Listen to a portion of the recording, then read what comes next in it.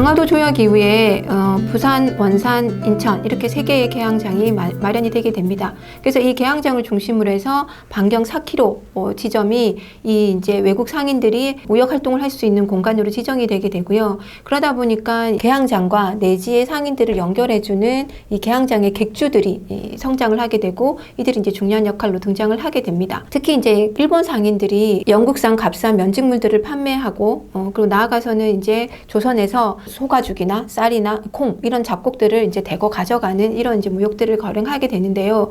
특히 이제 일본 상인들 같은 경우에는 일단은 이제 우리가 일본과의 무역 그 장정을 체결할 때 일단 치외법권이 가능했던 거고, 그다음에 일본 화폐 사용도 가능했던 거고, 더더군다나 무관세라고 하는 특권이 있었기 때문에 이런 일본 상인들에 의한 그 경제적 침탈이라고 하는 부분이 상당히 컸습니다. 그리고 이제 특히나 이 곡물이 이제 유출됨으로 인해서 곡물 가격이 폭등을 하게 되는 거고, 그러면서 이제 농민들의 생활이 어려워졌던 거고, 그 다음에 이제 그 값싼 영국산 면직물로 인해서 이제 조선의 이 면포 산업, 이 수공업으로 움직여졌던 면포 산업도 큰 피해를 볼 수밖에 없었습니다. 자, 그리고 거기다가 이제 임오군란 이후에는 이제 청나라의 간섭이 심화가 되었던 거죠. 특히 이제 청나라와 수륙 장정을 체결하면서 결국 청나라 상인들은 이번에는 이제 내지에까지 들어와서 통상을 할 수 있게끔 허용이 되었습니다. 자, 그랬더니 이제 다른 나라들과 맺은 조약 중에 최혜국 대우가 있습니다. 이 최혜국 대우라고 하는 것은 다른 나라랑 조약 맺었던 조항들을 A라는 나라와 맺었던 조약 중에 좋은 게 있다 그러면 그 전에 맺었던 B라는 나라도 똑같이 대우를 해주는, 이게 이제 최혜국 대우인데, 결국 청나라 상인들이 내지에 들어와서 상업활동하는 거를 허락을 해주다 보니까 결국 이것들이 최혜국 대우 조건에 맞춰서 다른 나라, 다른 외국 상인들에게도 허용이 되게 됐던 겁니다. 그래서 이제 다른 그 외국 상인들도 내지에 들어와서 상업 활동을 하게 되었던 건데, 다만 이제 핵심적으로는 일본 상인이랑 청나라 상인들이 이제 주도적으로 이 상업 활동을 하게 되었던 거고, 그러다 보니까 이 청나라 상인과 일본 상인들 간의 어떤 대립, 갈등이 많이 치열하게 일어나고 있었던 상황이었습니다.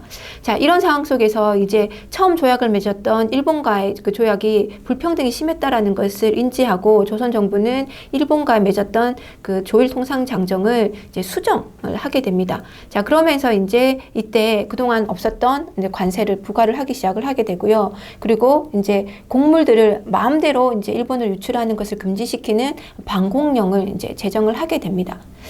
그렇지만 이제 청일 전쟁 이후에 일본이 이제 오히려 무역을 독점하면서 이러한 이제 조선 정부가 일본과의 맺었던 이 통상조약의 어떤 수정이란 부분들은 사실은 크게 힘을 발휘하지 못하는 측면도 있었습니다. 그리고 이제 아간판천 이후에 가면 이 열강들의 이제 이권 침탈이라고 하는 게 훨씬 더 심화됩니다. 고종이 러시아 공사관으로 가 있는 상황에서 당연히 이제 이 지배자가 없다 보니까 이 열강들은 훨씬 더 이권 침탈에 이제 혈안이 되어 있었던 거죠. 이제 가장 이제 이 열강들이 관심을 가졌던 것은 수탈할 수 있는 수단이 되는 이 철도였습니다. 그래서 이제 경인선 같은 경우는 미국이, 경부선 같은 건 일본이, 그리고 경의선 같은 경우에는 프랑스가 각각 이 부설권을 가져가게 되었습니다. 자, 그런데 이 조선에 대해서 가장 관심이 많았던 일본 입장에서는 이 철도 부설권이 굉장히 자기에겐 필요했던 거고, 그래서 미국으로부터 이제 경인선을 부설권을 사들이게 되고, 그 다음에 프랑스로부터 경의선을 사들이게 됩니다. 그래서 결국 경인선, 경부선, 경의선은 다 일본에 의해서 이제 이 철도가 부설이 되게 되었던 거죠. 자, 그러면서 이제 수탈을 할 수 있는 기본 이제 구조가 마련이 되었다, 이렇게 볼 수 있습니다. 자, 그리고 이제 광산 채굴권 같은 경우에도 이제 미국과 영국이 이제 그 많이 차지를 하게 되는 거고요.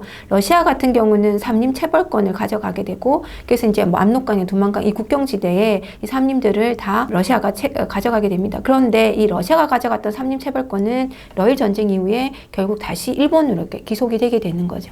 자, 그래서 결국은 이 열강의 이권 침탈이라는 것도 일본에게로 기속이 되는 이런 모습들을 확인을 할 수가 있습니다. 자, 그리고 이제 1905년에 을사늑약을 체결한 이후에 이제 외교권을 박탈한 이후에 일본에서는 이제 재정고문을 파견을 하게 되는 거죠. 그래서 이제 그 재정고문으로 메가타가 이제 임명이 되면서 메가타가 이제 화폐 정리 사업을 실시를 하게 됩니다. 즉 이제 우리나라에서 쓰고 있던 백동화를 일본 제일은행에서 발행하는 화폐로 아예 교환을 하게 되는 거죠. 그러면서 이제 이 금융권을 일본이 장악을 하게 되는 거고, 그 과정에서 우리의 화폐는 이제 안전평가가 절하가 되다 보니까 국내 상공업자들이 이제 경제적으로 몰락을 하는 이러한 이제 양상도 초래를 하게 되었습니다. 자, 그리고 이제 군산현 나주같이 곡창지대에 일본 지주들이 토지들을 다 겸병함으로 인해서 이들이 이제 대토지 농장들을 이제 경영을 하게 되었던 거고요. 그리고 이제 러일 전쟁 이후에 일본이 승리하면서 이제 이 대규모 토지 수탈은 더 심화가 되게 되었습니다. 특히나 이제 1908년에 동양척식 주식회사가 마련이 되면서 이 동척을 중심으로 해서 토지들을 일본 이민자들에게 싼 값에 판매를 한다거나 그 다음에 농민들을 후원해 주거나 일본인 농민들을 후원해 주거나 이렇게 하면서 일본인에 의한 토지 장악, 재정 장악은 더 심화가 되는 이런 과정을 보이게 됩니다. 자, 이러다 보니까 결국은 이제 그 상업적인 부분이나 그 다음에 이 그 농업적인 부분에서 결국 이제 조선 농민들이나 상인들이 받는 그 피해가 굉장히 컸던 거죠. 그래서 이런 상공업들을 지키고자 하는 경제 구국 운동이 이제 일어나게 되는데요. 먼저 이제 객주나 그 내륙에서의 그 상업을 하고 있던 상인들이 조합을 만들게 됩니다. 특히 이제 상회사라고 하는 걸 설립을 해서 단체로 조직을 만들어서 이제 대항을 하게 되는 거고요. 특히 이제 시전 상인들 같은 경우는 동맹 철시, 즉 이제 장사를 안 하는 거죠. 문을 닫아버리고 이러한 이제 행동들을 통해서 나름대로 이제 구국 운동을 펴는 이런 모습도 보여주게 됩니다. 그리고 이제 한국중앙총상회라고 하는 걸 조직해서 어쨌든 상업을 진흥시키거나 경제 구국 운동을 한번 펴보려고 노력을 했던 거죠. 자, 나아가서는 이제 그 양반들이나 그 다음에 이제 상인들, 부유한 상인들이 이제 근대적 기업 육성에도 참여를 하게 됩니다. 그래서 이제 조선은행, 한성은행, 대한천일은행들이 이제 설립이 되는 것이고요. 그 다음에 이제 해운업, 그래서 대한협동우선회사라고 하는 해운업이 마련되기도 하고, 그다음에 직조 회사도 건립이 되게 됩니다. 자, 이런 이제 여러 가지 회사들이 건립되고 하지만 이제 그럼에도 불구하고 이제 일본 그 상업과의 경쟁에서 크게 우리가 우위를 점하기는 쉽지 않았다 이렇게 볼 수 있습니다. 자, 그리고 이제 또 하나는 이제 곡물 수출이 너무 많이 무분별하게 이루어지고 있었다는 거죠, 일본으로. 그래서 이제 그거를 금지시키는 반공령이 제정이 되게 됐는데 이게 이제 그 1883년에 일본과 조일 통상 장정을 개정하면서 이 반공령 조항이 추가가 되었던 겁니다.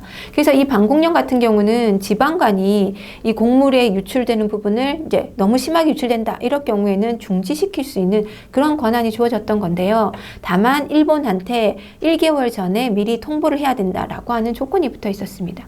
자, 이렇게 이제 반공령이 제정이 되고 난 다음에 실제로 1889년에 함경도에서 그리고 1890년에 황해도에서 반공령이 발령이 되게 됩니다. 그런데 일본 입장에서는 미리 통보를 받지 못했다. 이런 이제 구실로 결국 항의를 하게 되는 거고 오히려 이제 우리가 배상금을 지불하는 이런 형태가 되고 반공령도 철회를 하게 됩니다. 그래서 반공령마저도 이제 제 역할을 하지 못한 이런 부분들이 보이게 되는 거고요.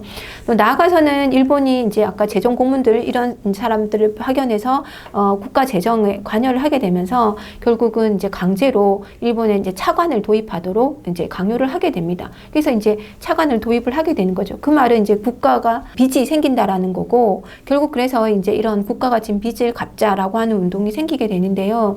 1907년에 이제 대구에서 서상돈 김광재가 주도를 하는 국채 보상 운동이 이제 일어나게 됩니다. 그래서 이거를 이제 대한매일신보가 이제 후원을 해주게 되면서 결국 이제 국채를 갚기 위해서는 조선 사람들이 이제 돈을 내야 되는 거죠. 그래서 뭐 금연 금주 이런 이제 운동들을 해서 돈을 아끼고 그 아낀 돈을 국채 보상에 내고 그 다음에 이제 가지고 있던 금은 폐물들도 이제 헌납하는 이런 운동들이 이제 일어나게 됩니다. 이제 그러나 결국 이제 통감부가 이거에 대해서 이제 탄압을 하게 되는 걸 하고 특히나 이제 그 대한매일신보 후원해줬던 대한매일신보의 양기탁을 공금 횡령죄로 이제 구속을 함으로 인해서 결국은 이제 이 국채보상운동도 실패로 끝나게 됩니다. 이 국제보상운동 관련된 기록물들은요, 2017년에 이제 세계 기록유산으로 등재가 되기도 했습니다. 자, 이렇게 나름 일본의 경제적 침탈이라고 하는 거는 국가 재정에서부터 일반 농민들, 상인들의 생활에까지 미치게 되었고 그 나름대로 이제 상공업을 진흥한다거나 상회사를 만든다거나 이런 이제 노력들을 했지만 사실은 역부족이었다. 결국은 일본의 이 경제적 침탈, 정치적 침탈에 더 깊이 빠져들 수밖에 없었다. 이렇게 볼 수 있겠습니다.